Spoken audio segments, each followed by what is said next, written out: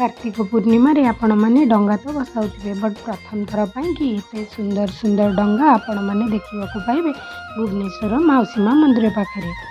आम जगन्नाथ संस्कृति को आखि आगे रखी ए वर्षर कारीगर माने निर्माण करिसेंती बहुत सारा सुंदर सुंदर कॉन्सेप्ट रे बोईत मंदिर कॉन्सेप्ट आरंभ करी रथ कॉन्सेप्ट भी मिल जाबो सब प्रकार साइज आ सब प्रकार प्राइस रेंज रे आपण मानकु बोईत मात्र 20 टंकार आरंभ कर 2000 टंका पर्यंत आपण को बहुत सारा भेराइटी मिल जिवो बोईत भुवनेश्वर ए वर्ष।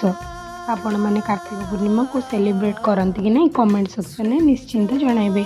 रहुची जय जगन्नाथ।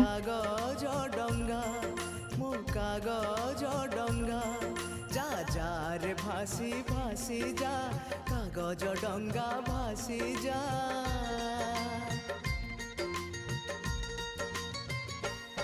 जा जा रे भासी